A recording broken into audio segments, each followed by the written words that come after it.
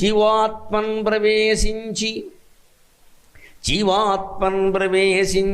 చేకొ నివర్తించడి దుర్మలత్రయ పరిక్షోభంబు. మలత్రయం అన్నాడు. మాలిన్యం 3 రకాలు ఉంటుందట. ఆ 3 రకాలు ఏమిటంటే ఆణవ మలం, ఆణవ మలం, తైజస మలం, కాయిక మలం. ఈ 3 రకాలు అంటారు ప్రత్యేక. ఆణవ మలం, మాయిక మలం, కార్మిక మలం. ఏమిటి ఆణవ మలం? అణువులతో సంబంధించింది. రెండోది మాయిక మలం, మనస్సుకు సంబంధించింది. రెండోది కార్మిక మలం. కార్మికం అంటే ట్రేడ్ యూనియన్, కాంగ్రెస్ కార్మికత్వం కాదు, కర్మ, మన కర్మకి సంబంధించి. ఈ 3 మాలిన్యాలు మన ఇబ్బంది పెడతాయి. కార్మిక మలం అంటే ముందు కర్మ ఏమిటో తెలుసా? ఒక్క మంచి పని కూడా చెయ్యడు, ఎవ్వడికి ఏ ఉపకారము చెయ్యడు. కనిపిస్తే ఉపకారం చేయాల్సి వస్తుందేమో తలుపులు వేసి కూర్చుంటాడు. ఎంతసేపు వాడి కోసమే వాడు సంపాదించుకుంటాడు. పెళ్ళాం బిడ్డలకి పెట్టడానికి కూడా చచ్చిపోతూ ఉంటాడు, ఖర్చు అయిపోయింది అన్నట్టుగా. ఇదే కార్మిక మలం. ఏ మంచి పని చేయడు, ఎవ్వరికీ ఉపకారం చేయడు, తను సంపాదించుకుని గొప్పలు చెప్పుకుంటాడు. ఇది కార్మిక మలం, కర్మలో ఉండే మాలిన్యం. దీన్ని ముందు వదిలించుకోవాలి. కొందరికి ఇది ఉండదు, చాలామందికి ఇది ఉండదు. ఏదో కాస్త అటు ఇటు చేస్తారు. కానీ అందులోనే తేడా ఏమిటో తెలుసా? మాయిక మలం ఉంటుంది. చేస్తారు, ఇతరులకు ఉపకారం చేస్తారు, అన్నదానాలు చేస్తారు, వస్త్రదానాలు చేస్తారు, పెళ్లి సంబంధాలు కుదురుస్తారు, మంచి పనులు అన్నీ చేస్తారు. కానీ గొప్పలు చెప్పుకుంటారు. నేనే 10,000 మందికి పెట్టా, ఎవరూ పెట్టలేదని ఊళ్ళో అందరూ అంటున్నారు. ఎవడో అనలేదు, ఈయనే అనుకుంటున్నాడు ఆ విషయం. ఎవడో అనలేదు, ఈయనే ఏ డబ్బా కొట్టుకుంటున్నాడు ఇక్కడ. ఇదే మాయిక మలం అంటే. మంచి పని చేశాడు కానీ గొప్ప చెబుతున్నాడు ఇక్కడ. ఇది మళ్ళీ అంటుకుపోతుంది ఇక్కడ వాసన కింద. ఇంకోటి ఇంతకంటే కొంచెం గొప్పది ఉంటుంది, ఆణవ బలం. ఈ మంచి పనులు చేస్తాడు, ఎవరికి చెప్పడు కూడా. కానీ ఆయనలో ఆయనే అప్పుడప్పుడు ఇంత మంచి చేశాం, మనకి ఏం జరిగింది అని కొనుక్కుంటూ ఉంటాడు. దీని ఆణవ బలం అణురూపంలో ఆయనలో ఉండిపోయింది. ఈ 3 ఎక్కడ ఉంటాయంటే పనులకు సంబంధించిన కార్మిక మలం శరీరంలో ఉంటుంది. ఆ రజోగుణం పోటీలకు సంబంధించి అందరికీ చెప్పుకుని గొప్పలు చెప్పుకునేటువంటి మాయిక మలం మనస్సులో ఉంటుంది. నేనింత చేశాను కానీ నాకు ఎలా జరిగింది ఏమిటని బాధపడేటువంటి ఆణవ మలం కారణ శరీరంలో, మనం కల కూడా అయిపోయాక ఉండేటువంటి ఆత్మకు అంటుకుని ఉంటుంది. ఈ 3 పోతే తప్ప భగవద్భక్తి, జ్ఞానము, వైరాగ్యము కలగదు. దుర్మలత్రయ పరిక్షోభంబు నీ భక్తి చేతను పాపంబడుగాక వేరొకటి చేతంగాదు సర్వేశ్వరా. అది నీ భక్తి చేత పోయినట్టుగా మరొక దాని చేత పోదయ్యా అని చెబుతున్నాడు. ఖచ్చితంగా అది పోగొట్టుకోవాలి మనం. దానికి ఉపాయం కూడా ఆయనే చెబుతున్నాడు. చూద్దాం. మానవ శరీరం ఎంత గొప్పదో చెబుతున్నాడు ఈ సర్వేశ్వర శతకంలో యథావాక్కుల అన్నమయ్య. దానికి పోలిక ఏం చెబుతున్నాడు అంటే కత్తి వర చెబుతున్నాడు ఇక్కడ. కత్తి వర మనకి ఇప్పుడు మామూలుగా కనపడవు. కానీ పౌరాణిక నాటకాలు వేసినప్పుడు హరిశ్చంద్ర నాటకం వేస్తే హరిశ్చంద్ర పక్కన సత్యకీర్తి అని ఉంటాడు. ఆయన ఒక కత్తి వేసుకుని ఉంటాడు, దాన్ని వరలో పెడతాడు, ఇలా తీస్తూ ఉంటాడు. బడి దాంతో పోలుస్తున్నాడు సరిగ్గా. కడు చిత్రంబుగ జేయగా వర సురంగం వయ్యనే. కడు చిత్రంబుగ జేయగా వరసురంగం వయ్యనే. ఖడ్గమందిడకున్నం చెడు రూపు అదేమి కొర దానిన్ పెక్కుబాటింపగా వడలె భంగుల నోపునే నియతిమై నూహించి నిన్నాత్మలో నిడకున్నం చెడు రూపు అదేమి కొర తాని క్షింప సర్వేశ్వరా. కడు చిత్రంబుగ జేయగా వర సొరంగం వయ్యనే. ఒక వీరుడు తన కత్తికి వర జయించట. కత్తిలో కూడా 2 రకాలు ఉంటాయండి, మనం తెలియక మాట్లాడుతూ ఉంటాం. వ్యాస మహర్షి భారతంలో చెబుతాడు, పాండవులు కౌరవుల యొక్క ఆయుధాలు వరించేటప్పుడు ఖడ్గం వేరు, కరవాలం వేరండి. మామూలుగా నిఘంటువులో చూస్తే కరవాలం అంటే ఖడ్గము అని అర్థం ఉంటుంది. ఖడ్గం వేరు, కరవాలం వేరు. ఖడ్గం అంటే 2 వైపులా పదును అంచులు కలిగింది, 2 వైపులా పదునుగా ఉంటుంది. కరవాలం అంటే ఒకవైపే పదునుగా ఉంటుంది. అంచేత కరవాలాన్ని వరలో పెడతారు. ఖడ్గాన్ని పెట్టాలంటే దాని వర వేరుగా ఉంటుంది. ఇక్కడ ఇలా 2 వైపులా పదునుగా ఉండేదాన్ని ఖడ్గం అంటారు. ఒకవైపే అంచు ఉండి పదునుగా ఉండేదాన్ని కరవాలం అంటారు. ఇది ఏదైనా వరలో పెడతారు కదా, వర ఖడ్గం కొనుక్కున్నాడు, వర కూడా జయించాడు. కానీ దాన్ని చూడాలని ఒక 6 నెలల పాటు కత్తిని గోడకి వేలాడ తీశాడు, వరలో పెట్టలా. ఈలోపు ఏమైంది తెలుసా? వర సొరంగం అయిపోయింది. అంటే సన్నగా కత్తి మాత్రమే పట్టడానికి ఉపయోగించే వర డబ్బా రేకుల సుబ్బారాయుడే తయారైంది. మీరు బ్యాగులు కొనడానికి వెళ్ళినప్పుడు చూడండి, ఏమైనా హ్యాండ్ బ్యాగులు, ఈ ప్రయాణం బ్యాగులు కొనడానికి వెళ్తాం కదా, గట్టి సూట్ కేసులు సరే, తోలు బ్యాగుల్ని షాపులో ఎలా పెడతారండి? ఖాళీగా పెట్టరు, వాళ్ళు మడత పెట్టి పెట్టరు సాధారణంగా. లోపల పేపర్లు, పాత పేపర్లు, ఈ స్పాంజ్ లాంటివన్నీ పెడతారు. ఎందుకో తెలుసా? లేకపోతే మొత్తం వంగిపోయి ముడతలు పడిపోతుంది, ఎవడో కొండదాన్ని. బాగోలేదు, లుక్ బాగోలేదు అన్నాడు. వీడికి లుక్ కావాలి కదా మరి. అందుకని ఆయన ఏం చేస్తాడు, లోపల పాత పేపర్లు, చిన్న చిన్న తరగడాలు లాంటివి, స్పాంజ్ ముక్కలు లాంటివి, చిన్న ఈ సోఫాలో వేసే కుషన్ లాంటివి పెట్టి జిప్పేసేస్తాడు. అది మంచి నిండుగా కనపడుతుంది. అది అంతేనా? మన కత్తి వర కూడా అంతే. వర చేయించాము అంటే ఈ కత్తిని ఆ వరలో పెట్టాలి. పెట్టకపోతే ఏమవుతుంది, ఒక 6 నెలలు అయ్యేసరికి డబ్బా రేకు అయిపోతుంది అది. అప్పుడు ఆ వర పెడదామన్నా వీలు కాదు. కడు చిత్రంబుగా చేయగా వర సొరంగం వయ్యనే. వర పెద్ద సొరంగం అయిపోయింది అది. సొరంగమే అసలు మాట. పలుకుబడిలో అది సొరంగం అయింది అది. ఎందుకని? ఖడ్గమందిడకున్నం చెడు రూపు అదేమి కొరా. ఖడ్గాన్ని అందులో పెట్టకపోతే వర పాడైపోతుంది కదా. మరి ఈ వర ఉన్న ప్రయోజనం ఏంటంటే, ఎందుకు చేయించుకున్నావు? కత్తిని కత్తిలాగే ఉంచుకోవచ్చు కదా. వర పెట్టాలి కదా. పెడితే దానికి సరిగ్గా అతుక్కుని ఉన్నట్టుగా ఉండి మళ్ళీ తీసినప్పుడు కత్తి బయటకు వస్తుంది, వర ఉపయోగపడుతుంది. సరిగ్గా దాన్ని మన శరీరానికి అన్వయించుకుంటే వడలెభంగుల నోపునే నియతిమై నూహించి నిన్నాత్మలో నిడకున్నం చెడు రూపు అదేమి కొరత అనిక్షింప సర్వేశ్వరా. ఈ శరీరం కూడా ఒక వర లాంటిది. భగవంతుడు అందులో పెట్టవలసిన కత్తి. ఆ భగవన్నామం అనే దాన్ని మన శరీరంలో, మన మనస్సులో పెట్టకపోతే కొన్నాళ్ళకి ఈ శరీరం ఏమవుతుంది, ఏదో రోగం వచ్చి పోతుంది. పోయే ముందు ఏమిటో ఏ మంచి పని చేయలేకపోయా, భగవన్నామాన్ని కూడా జపించలేకపోయా, గుళ్ళోకి కూడా వెళ్ళలేకపోయా, ఓ యాత్ర అయినా చేయలేదు, తీర్థమైనా పుచ్చుకోలేదు, ఏమవుతుందో బతుకండి. ఏమవుతుంది మంచంలో ఉన్నాక? అందుకని వర బాగుండగానే కత్తిని అందులో పెట్టినట్టుగానే శరీరం బాగున్న రోజుల్లోనే నమ శివాయ నమ శివాయ నమో నారాయణాయ నమో నారాయణాయ శ్రీమాత్రే నమః శ్రీమాత్రే నమః శ్రీమాత్రే నమః ఇలాగా అద్భుతంగా మనం జీవితాన్ని సాగించగలగాలి ఖచ్చితంగా. అందుకని లేకపోతే వర సొరంగం అయిపోయినట్టే ఈ శరీరం కూడా చెడు రూపు. అదేమి కొర? కొర అంటే ప్రయోజనం. అందుకే కొన్ని పద్యాలు ఉంటాయి, కొరగానివి పెమ్మయ సింగధీమణి. కొరగానివి అంటే ప్రయోజనము లేనివి. వాసన లేని పువ్వు, బుధవర్గము లేని పురంబు, నిత్య విశ్వాసము లేని భార్య, గుణవంతుడుగాని కుమారుడు, సదభ్యాసము లేని విద్య, పరిహాసము లేని శుభప్రసంగము, గ్రాసము లేని కొల్వు కొరగానివి పెమ్మయ సింగధీమణి. వాసన లేని పువ్వు ఎవరు తలలో పెట్టుకోరు.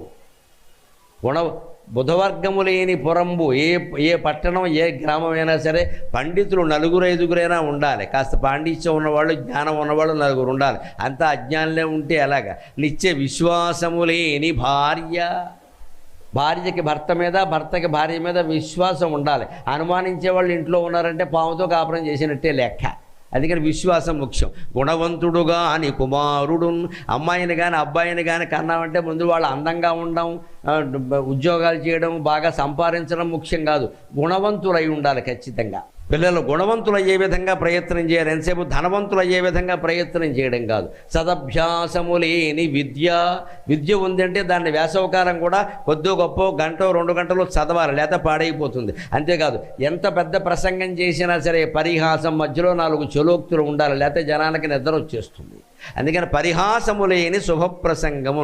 4 జోకులు జనం కోసమైనా వెయ్యాలి, లేకపోతే ఇక్కడ కూర్చుని శుభ్రంగా ఉంది కదా అని స్తంభాన్ని ఆనుకుని గుర్రెట్టేస్తాడు ఒక్కొక్కడు. అందుకని అప్పుడప్పుడు కాస్త కుదపడం కోసమైనా సరదాగా ఓ మాట అంటూ ఉండాలి. ఆ పరిహాసం లేని ప్రసంగం ఎంత వేదాంతం, ఎంత వైరాగ్యం బోధించినా మధ్యలో 4 చలోక్తులు ఉండాలి. గ్రాసము లేని కొలువు. ఒక్కొక్కరు ఉద్యోగం ఇస్తారు, జీతం ఇయ్యరు, జీతం నిర్ణయించరు. ఏదో 4 నెలలు 5 నెలలు అయ్యాక ఏదో చెప్తా ఉంటారు. ఈ లోపు చేసిందంతా ఏమైంది, పోయిందా లేదా? అందుకని ఈ గ్రాసము లేని కొలువు కొరగానివి పెమ్మయ్య సింగధీమణి. ఆ కొరగానివి అంటే ప్రయోజనం లేనివి అని అర్థం. అందుకని మన శరీరం కూడా ప్రయోజనం లేకుండా తయారైపోతుంది ఖచ్చితంగా. అప్పుడు ఏం చెయ్యాలి దీనికోసం అంటే సరిగ్గా త్యాగాన్ని మనిషి అలవాటు చేసుకోవాలి. త్యాగం చేసిన వాడిని లోకంలో అందరూ గౌరవిస్తారు ఖచ్చితంగా. ఆ త్యాగం చంద్రుడు చేస్తున్నాడు. మొన్ననే మనం పూర్ణిమ, మార్గశిర పూర్ణిమ జరుపుకున్నాం. ఇక తర్వాత కృష్ణపక్షం వస్తుంది. క్రమంగా చంద్రకళలు క్షీణిస్తాయి. కానీ చంద్రుడు చేసిన గొప్ప త్యాగం ఏమిటో తెలుసా? దాన్ని యథావాక్కుల అన్నమయ్య ఈ సర్వేశ్వర శతకంలో చెబుతున్నాడు ప్రత్యేకంగా. అమర శ్రేణులకు సుధామయ కళౌఘాత్మీయ సారంబు రమ్యముగా క్రోలగనిచ్చి తానొక కళామాత్రంగుడయ్యున్న చంద్రమునించూచి జగంబు బ్రొక్కుగతినారన్ భక్తి పూజా విధిక్రమ భారాకృసు చూచి మృక్కుదురు లోకం వెల్ల సర్వేశ్వర. ఆ చంద్రుడు అలా మనకు కనపడుతున్నాడు, కానీ ఆయన కళలు క్షీణించడానికి కారణం ఏమిటో తెలుసా? ఇక్కడి నుంచి వరుసగా క్షీణిస్తాయి, గమనించండి. ఒక్కొక్క కళ తగ్గిపోతూ ఉంటుంది. అందుకే కాస్త లావుగా ఉన్నవాళ్ళు డైటింగ్ చేయాలంటే ఏం చేయాలో తెలుసా? చాంద్రాయణ వ్రతం అంటారు. అది చేస్తే 4 నెలల్లో మొత్తం సరైపోతారు. 4 నెలల్లో చాంద్రాయణ వ్రతం చంద్రుడితో పాటే ముద్దల లెక్క మారుతూ ఉంటుందన్నమాట. అంటే ఇప్పుడు మొన్న పూర్ణిమ అనుకోండి, అమావాస్య అయిపోతుంది కదా, నెలకి పాడ్యం వచ్చింది అమావాస్య తర్వాత. రేపు అమావాస్య తర్వాత పాడ్యం వస్తుంది, పుష్యమాసం వస్తుంది కదా. ఆ అమావాస్య తర్వాత పాడ్యం నాడు 1 ముద్ద తినాలి అన్న. 1 ముద్దే. విధియనాడు 2 ముద్దలు, తదియనాడు 3 ముద్దలు, చవితినాడు 4 ముద్దలు, పున్నమి నాడు 15 ముద్దలు, అంతే లెక్క. మళ్ళీ పున్నమి తర్వాత ఏం చేయాలి? మళ్ళీ పున్నమి తర్వాత వచ్చే ఒకటి మైనస్ 14 ముద్దలు, విధియనాడు 2 ముద్దలు మైనస్ 13 ముద్దలు, మళ్ళీ అమావాస్య నాడు ఉపవాసం. ఈ రకంగా ముద్దలు పెంచుకుంటూ ముద్దలు తగ్గించుకుంటూ 4 నెలలు చేస్తే దాన్ని చాంద్రాయణ వ్రతం అంటారు. అది చేస్తే మొత్తం ఒళ్ళంతా కరిగిపోయి చక్కగా సుఖంగా ఉంటారు, హాయిగా ఆనందంగా. మన హిందూ సంప్రదాయం చెప్పిన డైటింగ్ అంటే ఇది. నేను దీన్ని ఎప్పుడో పాఠాలు చెప్పేటప్పుడు క్లాసులో చెప్పాను. చాంద్రాయణ వ్రతం అంటే కష్టం రా చేయడం అన్న. వెంటనే మా పిల్లలు నాకంటే తెలివైన వాళ్ళు కదా, కష్టమే ఉందండి ఇందులో అన్నాడు. అదేమిట్రా అన్న, 15 ముద్దలు 12 ముద్దలు అని చెప్పారు, కానీ ముద్దల సైజ్ చెప్పలేదు కదా అన్నాడు. నువ్వు నన్ను మించిన వాడు రా అబ్బాయి, నీకు సందేహమే లేదని చెప్పాను. ఆ 2 ముద్దలు 3 ముద్దలు అన్నారు, కానీ సైజ్ చెప్పలేదు కదండి. 1 ముద్దే ఫుట్బాల్ అంత చేస్తాను, తప్పే ఉందని. అంటే తప్పించుకునేవాడు ఎప్పుడు ఏదో ఒకటి వెతికి తప్పించుకుంటూనే ఉంటాడు. ఇదే కార్మిక మలం అంటే అదే, శరీరానికి సంబంధించి. బుద్ధి సరిగ్గా లేకపోతే తప్పించుకుంటాడు ఏదో రకంగా. దానికోసం కాదని చెప్పింది. నిజంగానే మనం నిజాయితీగా 1 ముద్దతో సరిపెట్టండి చాలు, చూసుకోండి. అలా డైటింగ్ మన హిందూ సంప్రదాయంలో ఉండే సహజమైన డైటింగ్ ఇది. 4 నెలల లెక్క. ఇప్పుడు మార్గశిరం, పుష్యం, మాఘం, పాల్గొనం, ఉగాది నాటికి బ్రహ్మాండంగా ఉంటారు, కొందన బొమ్మలాగా చాలా సహజంగా. ఇప్పుడు కొంతమంది ఏం చేస్తున్నారంటే, ఎవరో చెప్పారు కదా అని 40 రోజుల పాటు పూర్తిగా ఉపవాసం, చచ్చిపోతారు అన్యాయంగా. అలా చేయకూడదని ఎప్పుడు పెంచుతూ ఉండాలి, తగ్గిస్తూ ఉండాలి. అదే సరిగ్గా చంద్రుడు ఏం చేస్తాడు అంటే, అమరశ్రేణులకు సుధామయ కళౌఘాత్మీయ సారం, అమృతప్రాయమైన తన కళల్ని దేవతలకు ఇచ్చాడు. చంద్రుడు దేవతలకు ఇవ్వడం ఏమిటి? ఇచ్చాడు. అది సైంటిఫిక్, అదేమి సరదా పురాణం కథ చెప్పడం కాదు. ఇక్కడ అగ్ని, సూర్యుడు సహా, వాయువు సహా దిక్పాలకులందరూ చంద్రకళలను తీసుకుని మనకు అందిస్తూ ఉన్నారండి. సూర్యకాంతి చంద్రుడి మీద పడింది, చంద్రకాంతి మన మీద పడింది. అందుకని చంద్రునిలో కనుక అమృత కళ అనేది లేకపోతే మన దగ్గర మొక్కలు పెరగవు, నదులు ప్రవహించవు, మనకు కూడా జీవకళ ఉండదు. అందుకని సూర్యకాంతి చంద్రకాంతి 2 అవసరం. ఆ రకంగా చంద్రుడు దేవతలకన్నిటికీ కళలు పంచిపెట్టాడు అంటే అర్థం ఎక్కడ? దేవతలోని కొంతమంది మనుషులు వాళ్ళందరూ ఇలా క్యూలో నిలబడడం, దేవాలయంలో అన్నప్రసాదానికి నిలబడినట్టు చంద్రుడు వచ్చి ఇలా పంచిపెట్టడం అర్థం కాదు. అక్కడ చంద్రకాంతి తరుగుతోందంటే అర్థం ఏంటండి? భూమి చుట్టూ చంద్రుడు తిరుగుతూ ఉంటే ఆ నీడ కారణంగా మనకి కొంత కనపడతాడు, కొంత కనపడ్డా. ఆ కొంత కనపడకపోవడానే కళ క్షీణించింది అన్నారు. అంతకంటే ఉంది. మనకి క్షీణించిందంటే ఇంకో చోట కనపడుతుంది ఆ కళ ఖచ్చితంగా. ఆ కళ ఇంకో గ్రహం మీద పడింది, భూమి మీద పడింది, ఇలా వాయువు మీద పడింది, మేఘం మీద పడింది, వర్షం మీద పడింది, అగ్ని మీద పడింది, అన్నిటినీ వెలుగొందేలా చేసింది. అంచేత ప్రకృతి శక్తులన్నీ పనిచేయడానికి చంద్రుడే కారణం. చివరికి తాను ఎలా మిగిలాడు? తాను ఒక కళామాత్రాంగుడైయున్న చంద్రమునించూచి తాను ఒక్క కళతో మిగిలాట. మహిళలకి బాగా అర్థమవుతుంది. చంద్రుడిలో మిగిలిన ఒక్క కళ ఏమిటండి? లలితా సహస్రంలో ఉంటుంది ఆ రహస్యం. నిత్యా షోడశికారూప శ్రీకంఠార్థ శరీరిణి. నిత్యా కళ అంటారు దాన్ని, నిత్యా కళ అంటారు. ఆ కళను నిత్య అమావాస్య నాడు ఉంటుంది ఆ కళ. అంటే నిత్యం ఎప్పుడూ ఉండే అమ్మవారి శిరస్సు మీద, భ్రమరాంబాదేవి శిరస్సు మీద కూడా చంద్రకళ ఉంటుందమ్మా. ఆ కళ పేరు నిత్య. 15 రోజులు చంద్రుడు తన కళల్ని క్షీణింపజేసుకున్నాక మళ్ళీ శివుడు శిరస్సు మీద అమ్మవారి శిరస్సు మీద ఉండే చంద్రుడి నుంచి చంద్రుడి నుంచి ఆ కళలు పొందుతాడు. అందుకే అమ్మవారి శిరస్సు మీద ఉండే కళను నిత్య అంటారు. అందుకే నిత్య షోడశికా రూప, నిత్య అనే పేరు మీద 16వ కళ నీ శిరస్సు మీద ఉందమ్మా. అందులో సగం చంద్రుడు శివుడు శరీరంలో ఉంటాడు. అందుకే శ్రీకంఠ అర్ధ శరీరిని, శ్రీకంఠుడైన శివుడు యందు నువ్వు సగం ఉన్నావమ్మా అని మన నామాలు చదువుతున్నావు అక్కడ. అందుకే ఒక రహస్యాన్ని చెబుతాను, పల్లెటూరు కాబట్టి ఖచ్చితంగా పాటిస్తారని నా నమ్మకం. ఎట్టి పరిస్థితుల్లో అమావాస్య నాడు మాంసాహారం తినకూడదు, అమ్మకూడదు. కనీసం ఆ ఒక్కరోజు మానే. ఎందుకంటే అమావాస్య నాడు ఏ జీవిలోనూ కూడా అమృత కళలు చాలా తక్కువగా ఉంటాయి, ఏ జీవులు అయినా సరే. ఎందుకంటే అమ్మవారి నుంచి ఉండేటువంటి నిత్యా కళ నుంచి అమృతం స్వీకరిస్తే తప్ప మళ్ళీ జీవుల్లో ఆ కళ పెరగదు. ప్రతి జీవి, కోడి, మేక, మనిషి ఎవరైనా సరే అమావాస్య నాడు కాస్త కళ తప్పి ఉంటారు. మీకు కాస్త మతి భ్రమించిన వాళ్ళని మీరు గమనిస్తే తెలుస్తుంది. వాళ్ళు పొన్నమి దగ్గరకు వచ్చేటప్పుడు, అమావాస్య వచ్చేటప్పుడు వేరుగా ప్రవర్తిస్తారు. ఖచ్చితంగా గ్రహాల ప్రభావం మన మీద ఉందనడానికి ఇదే కారణం. పొన్నమకో రకంగా, అమావాస్యకో రకంగా ఉంటాడా అంటారు పిచ్చివాళ్ళని కొంచెం. ఎందుకంటే ప్రభావం ఉంటుంది అక్కడ ఖచ్చితంగా. ప్రతి జీవిలోనూ అమావాస్య నాడు చాలా బలహీనంగా ఉంటుంది. ఆ రోజున ఆ ప్రాణిని మనం చంపే ప్రయత్నం చేస్తే చేత్తో కొడితే చాలు చచ్చిపోతుంది. అందుకే మన ధర్మశాస్త్రంలో ఏం చెప్పారంటే, హిందూ ధర్మశాస్త్రంలో అమావాస్య నాడు ఏ జీవిని చంపొద్దు, మాంసాహారం అమ్మొద్దు, తినద్దు. మాంసం కోట్లన్నీ ఆదివారం మాట ఎలా ఉన్నా అమావాస్య మోసేయవలసిందే.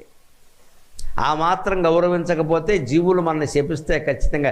నేను బలహీనంగా ఉన్నప్పుడే కొట్టి చంపాలా, నువ్వు రోగంతో ఉన్నప్పుడు నేను ఎవడన్నా తరగడా పెట్టి పీక నొక్కెత్తే నీకు ఎలా ఉంటుంది? అసలే మంచంలోంచి లేవలేము, ఎవడో వచ్చి తరగడా పెట్టి నొక్కేసేది. లేవగలిగితే లేచి పరిగెడతామంటే మరి మనం ఎంతో జీవులన్నీ అంతే కదా. అందుకని హిందూ ధర్మశాస్త్రం మాంసాహారం పూర్తిగా మానేయమని చెప్పాలి. అది అసాధ్యమైన ధర్మశాస్త్రానికి తెలుసు.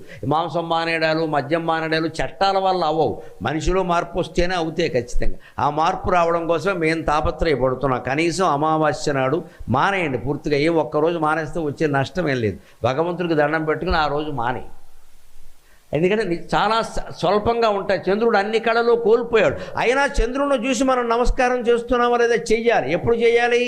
అమావాస్య నాడు మాంసాహారం మానేసినంత నిష్టగానే పున్నమి నాడు ఖచ్చితంగా దంపతులు ఇద్దరూ బయటకు వచ్చి సాయంత్రం వేళ 7 గంటలు 8 గంటల వేళ చంద్రుడిని దర్శించి నమస్కారం చేసుకోవాలి. చేసుకోవడంతో పాటు చంద్రమాహ వస్త్రప్రియ అంటారు. చంద్రుడికి బట్టలంటే చాలా ఇష్టంట.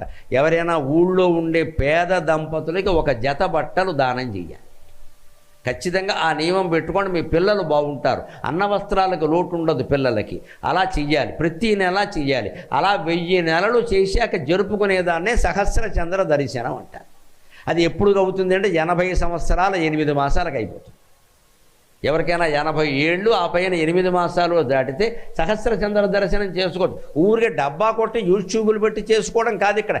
1000 జతల బట్టలు దానం ఇచ్చాక చేసుకోవాలి, సరదా కాదు ఇక్కడ. లేదు, ఆ రోజునే 1000 జతల బట్టలు దానం ఇయ్యాలి.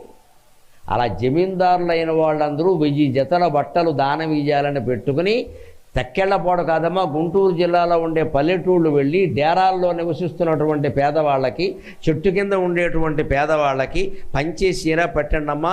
మత మార్పిడి మొత్తం ఆగిపోతుంది, దేశం మొత్తం బాగుంది.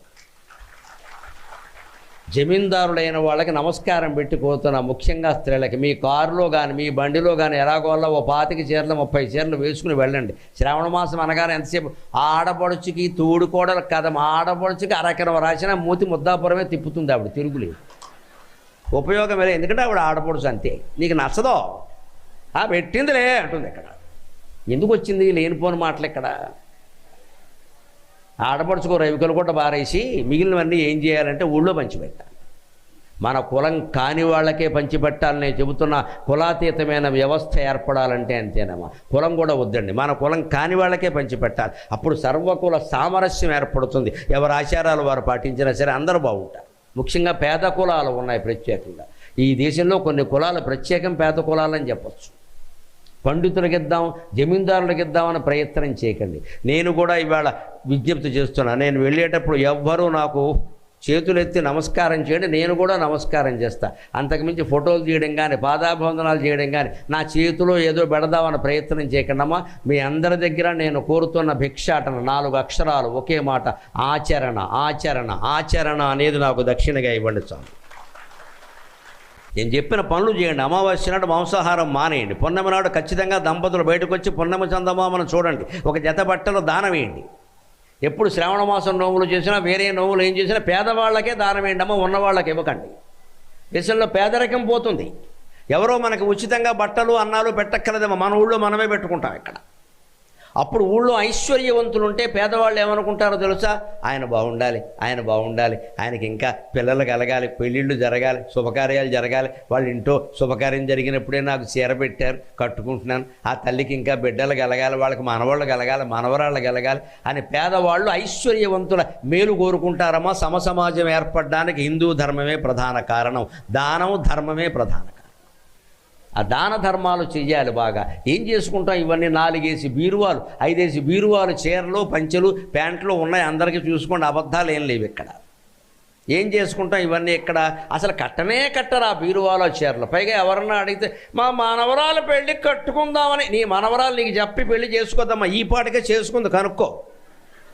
స్మార్ట్ ఫోన్ చూడు, పెళ్ళి అయిందో లేదో తెలుస్తుంది. ఇక్కడ తెల్లవారులు మంచమే పడుకుని మాట్లాడుతుంది. పెళ్లి కాకపోతే మాట్లాడతారండి? పెళ్లి కాకముందు అన్నీ ఇయ్యే ఇక్కడ. మనకి ఎదవ నమ్మకాలు ఇవన్నీ ఇక్కడ. అప్పటి వరకు నువ్వు ఉంటావా? ఎందుకు బీరువాలో దాస్తారు పట్టుకెళ్ళి? కొత్త బట్టలు ఉన్నాయంటే వెంటనే కట్టియాలి, లేదా ఎవరికైనా ఇచ్చేయాలి. చాలా దాచి దాచి దాచి చివరికి ఏమవుతుంది? దాచినా కూడా పోతుంది, పైన కప్పుతారు పట్టుకెళ్ళి, అంతే. ఇంకా మొన్నే కొనుక్కుందమ్మా నేను, వెళ్ళిపోయింది, కప్పేయండి. ఎందుకు ఆ కర్మ? ఎందుకు ఆ కర్మ? మనం కట్టుకుంటే కట్టుకోవాలి, లేకపోతే ఎవరికైనా ఇచ్చేయాలి. ఎంతకాలం దాస్తాం ఇలాగా? సామాన్లు సైతం అలాగే. ఓ మిక్సీ ఉంటుంది, ఇంకో మిక్సీ కొంటారు, 2 మిక్సీలు కలిపి ఇక్కడ దాస్తారు. ఇక్కడ ఫ్లెక్సీ పెట్టేసి ఎన్ని దాస్తావు? అవతల బాగా పట్టుకెళ్ళి ఎవరికైనా ఇచ్చి, లేదా ఇంకేమన్నా ఎవరికి ఇవ్వరండి పట్టుకెళ్ళి. ఈ చీరలో ఈ ప్యాంట్లు అన్నీ పట్టుకెళ్ళి స్టీల్ గిన్నెల వాడికి ఇచ్చి ఇంత చెప్పివ్వగానే ఆనందిస్తారు. అక్కడ దరిద్రం అంటారు దీన్ని. ఆ స్టీల్ గిన్నెల వాడికి ఉచితంగా ఇవ్వలేవా? దానికి లెక్క కావాలా? మనం వాడేసిన బట్టలే కదా. ఎంతమంది మన చుట్టూ పేదవాళ్ళు ఉన్నారండి, వాళ్ళు ఎంత కళ్ళకద్దుకుని కట్టుకుంటారు. జమీందారీ స్త్రీలు పట్టు చీరలు దానం చేస్తే వాళ్ళు కళ్ళకద్దుకుని కట్టుకుంటారమ్మా. ఒక్క బొట్టెట్టి నువ్వు మొత్తైదువమ్మా నీకు ఇస్తున్నాను అంటే వాళ్ళందరూ హిందూ మతంలోనే ఉంటారమ్మా. మతం మార్పిడి ఎక్కడా జరగదు, ఎక్కడా జరగదు, మొత్తం ఆగిపోతుంది. అది గొప్ప ఉపాయం. మన మతాన్ని మనం ఉద్ధరించుకోవాలి, మన పేదవాళ్ళను మనమే ఉద్ధరించుకోవాలి. ఏ కులంలో పేదవాళ్ళని ఆ కులంలో ఉద్ధరించినా మొత్తం కుల సంఘాలన్నీ గొప్ప మేలు చేసినట్టే లెక్క. ప్రతి కులంలో పేదవాళ్ళు ఉన్నారండి. అబ్బాయి ఇవ్వరు. అంతసేపు ఉన్నవాడికి 10 ఎకరాలు పొలం ఉన్నవాడికి ఇంకో 2 ఎకరాలు ఇచ్చి పిల్లనిస్తాం తప్ప, 2 ఎకరాలు ఉన్నవాడికి మనమే 2 ఎకరాలు ఇచ్చి ఇద్దామని అనుకోండి. వాడికే లేదు, మనమేమిస్తాం? వాడుకుంటే నువ్వెందుకు ఇవ్వడం? ఎక్కడ సేమ్ లాజిక్. వాడుకుంటే నువ్వెందుకు ఇవ్వడం? లేదు కాబట్టి ధర్మం నిలబడాలంటే ఇంతే. అప్పుడే మనకి భక్తి, జ్ఞానం, వైరాగ్యం అన్నీ కలుగుతాయి ఖచ్చితంగా. అందుకని చంద్రుణ్ణి అన్ని కళలు కోల్పోవడం వల్ల ఎవరు అవమానించకపోగా మొక్కుదురు జగమెల్ల చూచి మొక్కు గతినారన్ లోకమాయనకి దండం పెడుతుందా లేదా? ఆ రకంగానే భక్తి పూజా విధిక్రమ భారాకృషు చూచి మొక్కుదురు లోకం వెల్ల సర్వేశ్వర. భక్తిలో, పూజలలో, దేవాలయ సంబంధమైన కార్యక్రమాల్లో త్యాగభావంలో, జ్ఞానభావంతో, వైరాగ్యభావంతో ఏ మగాడైతే ఏ ఆడదైతే మునిగిపోయి ఉంటుందో వాళ్ళని చూసి లోకమంతా దండం పెడుతుంది. వాళ్ళని చూస్తేనే పుణ్యం, వాళ్ళని చూస్తేనే పుణ్యం అని. భక్తి అంత గొప్పది, జ్ఞానం అంత గొప్పది, వైరాగ్యం అంత గొప్పది. నిజంగా భక్తి మనకు అలవడితే ఎలా ఉంటాం తెలుసా? శ్రీవత్సంకురమా విశేషతయు వాక్శ్రీనాథు చాతుర్యమున్ దేవాధీశ్వరు వైభవోన్నతియు ఆ తిగ్మాంసు తేజంబు శ్రీదేవీ నందను రూప విభ్రమము చింతింపంగ నీ భక్తి సద్భావాత్ముండగు పుణ్యమూర్తికి తృణప్రాయంబు సర్వేశ్వరా. భక్తి నిజంగా ఉంటే ఆ భక్తుడు, ఆ భక్తురాలు ఎలా ఉంటారు అంటే ఏమీ కోరుకోరు. శ్రీవత్సంకు రమా విశేషతయు. విష్ణుమూర్తి లాంటి ఐశ్వర్యం ఇచ్చినా సరే నాకు అక్కర్లేదండి, విష్ణుమూర్తి ఏమైనా సుఖంగా ఉన్నాడా నాకెందుకంటే అంట. వాక్ శ్రీనాథు చాతుర్యమున్. వాక్ అంటే సరస్వతీదేవి, ఆ వాక్కుకు నాథుడైన వాడు బ్రహ్మదేవుడు. బ్రహ్మదేవుడంత వాక్కు పాండిత్యం ఉన్న ఎందుకండి పాండిత్యం, ఊరికే ఉపన్యాసాలు ఇచ్చుకుంటూ కూర్చోవాలి, మౌనంగా ఉండమే కదా చివరికి కావాల్సింది, నాకు అది కూడా అక్కర్లేదు అంటట.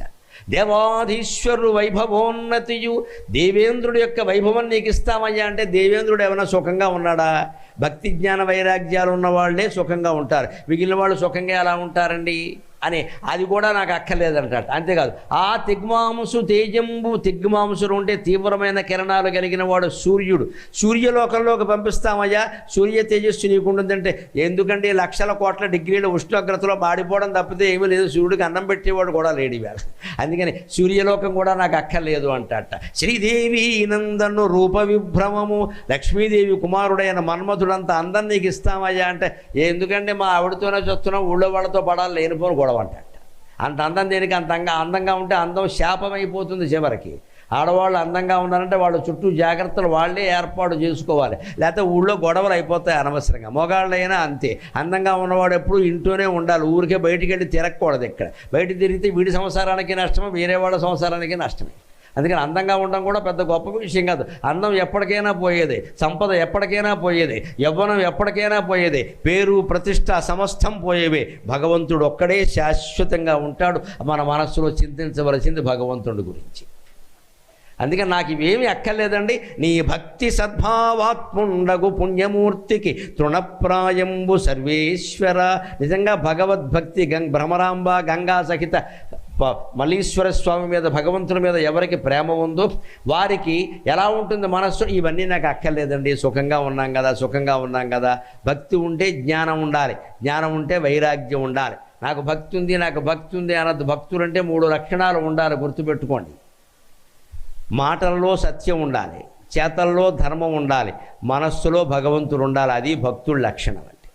ఈ 3 ఉన్నాయా లేదా? ఇంత బొట్టెట్టాం, అంత పంచికట్టాం, ఇవన్నీ అనవసరమైన విషయాలమ్మ, ఇవన్నీ పోజుకొట్టడానికి పనికొస్తాయి. నువ్వు సత్యమే మాట్లాడుతున్నావా? అబద్ధం లేకుండా చూసుకుంటున్నావా మాటల్లో? ధర్మమే పాటిస్తున్నావా? నీ కుటుంబ సమస్యల్లో, మన సంసారంలో మనం ధర్మంగా ఉంటున్నావా? అన్నదమ్ములు కొట్టుకుని అరెకరం పొలం కోసం కోర్టుకి వెళ్ళి 20 ఏళ్ళు తిరుగుతున్నారండి. మనకు ధర్మం దేనికండి పని లేక, దేవాలయం దేనికి? మళ్ళీ ఎంతమంది ఇద్దరు అన్నదమ్ములు రామాలయంలోకి వెళ్ళి రాముడికి దండం పెడతారు కోర్టు కేసులో గెలిపించమని. ఆయన నవ్వి సీతాదేవి కేసు చూస్తాడు. తమ్ముడి మీద కోర్టుకి వెళ్ళాడు, నాకు దండం పెడుతున్నాడు, సిగ్గు లేకపోతే సరే, నేను భరతుడి మీద కోర్టుకి వెళ్ళలేదు కదా అంటాడు ఆయన. మరి ఆయన వెళ్ళాడా? వెంటనే ఆయన అడగగానే, భరతుడు అడగ వాళ్ళ అమ్మ అడగగానే రాజ్యం వదిలేసి వెళ్ళిపోయాడు. ఇంట్లో రామయ్య, వీధిలో కృష్ణయ్య అంటే అర్థమే అమ్మ, అదేనమ్మ, తప్పుడు అర్థాలు చెప్పొద్దు. ఇంట్లో రామయ్య అంటే ఇంట్లో వాళ్ళతో తగాదా వస్తే రామచంద్రమూర్తిలా త్యాగం చేయి. వీధిలో కృష్ణయ్య అంటే విదేశాల వాళ్ళతో యుద్ధం వస్తే కృష్ణ పరమాత్మలా ధర్మపక్షాన్ని వహించి యుద్ధం చేయి. అది ఇంట్లో రామయ్య, వీధిలో కృష్ణయ్య. వంకరార్థాలు చెప్పి జాతిని పాడు చేయకూడదు. రాముడు కైకతో తగాదా వచ్చింది, ఇంట్లో ఆవిడే కదా పినతల్లి, త్యాగం చేశాడు. నువ్వే చూసుకోమ్మా, నాకెందుకు వచ్చింది? ఆ త్యాగఫలం ఎలా ఉంది? 2 నెలలు తిరగకుండా భరతుడు కైక వచ్చి కాళ్ళ మీద పడ్డారు, నీ రాజ్యం నువ్వు తీసుకోవాలి. త్యాగఫలం ఎప్పుడు అంతే. అదే కృష్ణుడు శత్రువులతో యుద్ధం వచ్చింది, ధర్మానికి అధర్మానికి మధ్యలో యుద్ధం వచ్చింది, అందుకని ధర్మపక్షం వహించాడు. బలరాముడిలాగా తప్పించుకోలేదు, ధర్మపక్షం వహించాడు, సారథ్యం చేశాడు 18 రోజులు. ఖచ్చితంగా ఎన్ని రకాల ఉపాయాలతోనైనా పాండవులు గెలిచేలా చేశాడు. ఏదో రకంగా ధర్మం గెలవకపోతే మనం చెప్పుకుందుకు ఏముండదండి ఇక్కడ. అందుకని ధర్మపక్షం వహించి మనం యుద్ధం చేయాలి. ఊళ్ళోనైనా సరే తగాదా వచ్చింది, ధర్మపక్షం వహించాలి. చేతగాని వాళ్ళ కూర్చోకూడదు. మున్సిపల్ గారు ఉంటారు, కరణం గారు ఉంటారు, సర్పంచ్ గారు ఉంటారు, ధర్మపక్షం వహించాలి. అధర్మంగా ఉన్నవాడికి పిలిచి చెప్పాలి. ఇక్కడ ఎవరి డబ్బులు ఇస్తే వాడికి సెటిల్మెంట్ చేసేయడం కాదు. ఇక్కడ ఏది ధర్మమో ఆ పక్షం వహించాలి. అంటే నువ్వు కృష్ణ భక్తుడు అని అర్థం. ఇక్కడ నీ ఇంట్లో వాళ్ళతో నీకు తగాదా వచ్చింది, వదిలేయి, వాళ్ళకే వదిలే. అక్క, చెల్లి, అన్న, తమ్ముడు, వాళ్ళతో మనకు తగాదా ఏమిటండి? వదిలేయి, వాళ్ళని అనుభవించమని ఏమక్కల్లా. అప్పుడు ఇంట బయట కూడా ప్రశాంతంగా ఉంటాం. అప్పుడు మనకి ఉన్న సంపదలే ఎక్కువ అనిపిస్తాయి, ఇంతకంటే ఏం అక్కల. అందుకే భక్తి ఉన్నవాడు ఈ వైభవాలన్నింటినీ, విష్ణుమూర్తి, బ్రహ్మ లాంటి, ఇంద్రుడు లాంటి వైభవాలు వచ్చినా సరే తృణప్రాయంగా ఒట్టి గడ్డిపోచ కింద తీసి పారేస్తాడు. అవన్నీ దేనికండి? శివభక్తి ఉంది కదా నాకని. ఎందుకని? ఈశ్వర పాద సేవకునకు ఈ శివభక్తునకేమి లోటగున్, ఈశ్వర పాద సేవకునకు ఈ శివభక్తునకేమి లోటగున్. శాశ్వతమైన స్థానమది చచ్చిన పోదు మరింత ఖాయమౌ. ఇష్టదైవం కావ్యంలో పరమశివుడి మీదనే రాసిన పద్యం ఇది. ఈశ్వర పాద సేవకునకు ఈ శివభక్తునకేమి లోటగున్, శాశ్వతమైన స్థానమది చచ్చిన పోదు మరింత ఖాయమౌ. నశ్వర భోగ భాగ్యములు నాకు రుచింపవు, నశ్వర భోగ భాగ్యములు నాకు రుచింపవు. యోగ మార్గ యాగాశ్వము నేను, యోగ మార్గ యాగాశ్వము నేను. మామక విహారములు ఆత్మగతములెప్పుడు. భక్తుని మనస్సు ఎలా ఉండాలంటే గుళ్ళోకి వెళ్ళి కోరికలు కోరకూడదు. పల్లెటూరు కాబట్టి చెబుతున్నా, గుర్తుపెట్టుకోండి. మాకు సమస్య వచ్చింది గుళ్ళోకి వెళ్ళాం, సమస్య వచ్చింది గుళ్ళోకి వెళ్ళాం. సమస్య వచ్చినప్పుడు వెళ్ళడం కాదమ్మా, ప్రశాంతమైన మనస్సుతో సమస్యలన్నీ తీరిపోయాక వెళ్ళి భగవంతుడి కృతజ్ఞతలు చెప్పాలి. అది గుళ్ళోకి వెళ్ళడం. ఒక్కసారి గుళ్ళోకి వెళ్ళామంటే ఓ కోరిక తగ్గిపోవాలి. మీకున్న కోరికలన్నీ కాగితం మీద రాసుకోండి. ఒక 100 ఉంటాయి, అనుమానం వెళ్ళా, శతావధానమే, మళ్ళీ అష్టావధానం సరిపోదు ఇక్కడ. దాన్ని ఓ పని చేయండి, గుళ్ళోకి వెళ్ళండి, ఇంటికి వెళ్ళగానే ఓ కోరిక కొట్టేయండి. అదే వైరాగ్యం అంటే. ఇంకా పెంచుకుంటూ పోవడం కాదు ఇక్కడ. ఇంత చేసి మనం మొక్కుకున్నది ఏమన్నా పోనీ సార్, దేశం కోసం మొక్కామా, రాష్ట్రం కోసం మొక్కామా, కనీసం తక్కేళ్లపాడు గ్రామం కోసం మొక్కాం లేదండి, మన ఎక్కేళ్ల కోసం మొక్కాము. ఇక్కడ తక్కేళ్లపాడులో ఉండి ఇక్కడ దేశం గురించి మాట్లాడు, రాష్ట్రం గురించి మాట్లాడు, సమాజం గురించి మాట్లాడు, కనీసం మన కుటుంబం కూడా కాదు, మనమే ఎంతసేపు ఈ దరిద్రపు కోరికలే మానేయాలి. అందుకే భక్తులైన వాడు అవన్నీ కోరడు. ఇక్కడ ఎలా భావిస్తాడు? ఈశ్వర పాద సేవకునకి ఈ శివభక్తునకి ఏమీ లోటుకోను. ఈశ్వర పాదాలు సేవిస్తున్నాం, శివుడికి అభిషేకం చేసుకున్నాం, ఆ ధారపాత్ర నుండి కారణ జలం మనకి ఒక చుక్క వేస్తే తీర్థం కింద పుచ్చుకున్నాం. మనకు అంతకంటే ఏం కావాలండి? శాశ్వతమైన స్థానం అది చచ్చిన పోదు మరింత ఖాయము. భగవద్భక్తి ఉంటే కైలాసం సహా అన్ని చోట్ల మనకి బస్సులో రుమాలేసి రిజర్వేషన్ చేసినట్టే సీటు రిజర్వేషన్ చేసేస్తారు, అనుమానం వెళ్ళా. ఆయన చాలా భక్తుడు, ఆయనకి ఇక్కడ సీటు ఉండాల్సిందే అని కైలాసంలో వైకుంఠంలో మన కోసం సీటు రిజర్వేషన్ అయిపోయి ఉంటుంది అక్కడ. అలా అయిపోయి ఉంటుంది, మళ్ళీ పోదు, పైగా మరింత ఖాయం అవుతుంది భక్తి కారణంగా. నశ్వర భోగభాగ్యములు నాకు రుచింపవు. ఏ భోగాలు ఏ భాగ్యాలు అనుభవించినా అన్నీ పోయేవే, నశించేవే నశ్వరాలు అంటారు. మన మనస్సు ఎప్పుడు ఎలా ఉండాలంటే యోగమార్గ యాగాశ్వము. భగవద్గీతలో అర్జునుడి రథానికి ఉండేటువంటి గుర్రంలా ఉండాలంతే, ఒక యోగ మార్గంలో ఉండే యాగాశ్వంలా ఉండాలి. మామక విహారములు ఆత్మగతములెప్పుడు, ఎప్పుడు మన మనస్సు ఆత్మగతంగా ఆత్మనిష్టతో ఉండాలి. అంటే నమ శివాయ నమో నారాయణాయ శ్రీమాత్రే నమః ఏదో ఒక నామాన్ని మనస్సులో నిరంతరం స్మరిస్తూ ఉండాలి. ఇంకా అంతిమంగా భగవంతుడికి మనం ఏమి ఇయ్యాలో చెబుతున్నాడు. సంపదలు ఇవ్వడం కాదు, ఏదో లక్షపత్రి పూజ చేయడం కాదు, కోటి కుంకుమ పూజ చేయడం కాదు. ఎలా పూజించాలి భగవంతుడినంటే అమితోత్సాహమునంది నీకు తన సర్వార్థంబులున్ గూర్చి నేమముతో నిచ్చుట కంటే శౌర్యగుణ సామర్థ్యంబునంజేసి ప్రాణము నీకిచ్చుట కంటే, ప్రాణము నీకిచ్చుట కంటే